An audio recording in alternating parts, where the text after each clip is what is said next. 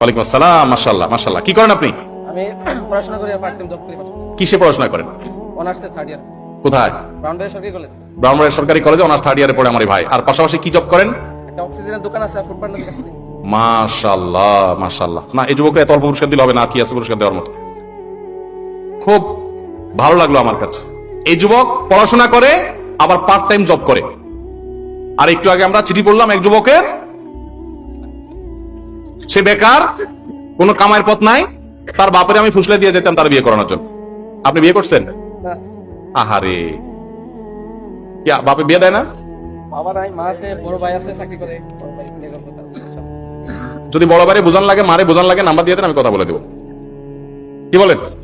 দরকার হলে, হ্যাঁ ইনশাআল্লাহ ইনশাআল্লাহ। দরকার হলে আপনি যোগাযোগ করেন, এই যে ডাক্তার সাহেবের সাথে যোগাযোগ করেন, আমি ইনশাল্লাহ কথা বলে দেবো যদি লাগে আর কি, আপনার বাপ মারে বোঝান লাগে। কারণ এরকম ছেলে পড়াশোনা করতেছে আবার ইনকাম করতেছে, বিয়ে দিবে না কোন অজুহাতে? ও একটা অজুহাত পাইছে, বড় ভাই বিয়ে করে না, এটা কোনো কথা? কখনো বড় ভাইয়ের কারণে ছোট ভাইয়ের বিয়ে আটকে থাকতে পারে না। হতে পারে বড় ভাই একটু পরে করবে, এতে কোনো অসুবিধা না। এগুলো আমাদের সামাজিক কুসংস্কার। মাশাআল্লাহ, হাদিয়া আছে, হ্যাঁ হাদিয়া পাঠাইছে। মাশাআল্লাহ। এই যুবকের জন্য একজনে হাদিয়া দিয়েছে কিছু টাকা। মাশাআল্লাহ মাশাআল্লাহ। নেন, হাদিয়া ফেরত দিতে হয় না। মাশাআল্লাহ। আর আমার তরফ থেকে হাদিয়া হলো তারাবির সালাতে কোরআনের বার্তা, আমার নতুন বই এটা, এবং আমাদের আরেকটা বই রমাদান প্ল্যানার। এই দুইটা বই আমাদের যুবক ভাইকে আমরা হাদিয়া দিই। আপনাদের জন্য দোয়া করি। আমরা কিছুদিন আগে আপনার পড়াশোনা গেছিলাম। মাশাআল্লাহ। আরেকজন আসছে আপনার বন্ধু? জি জি।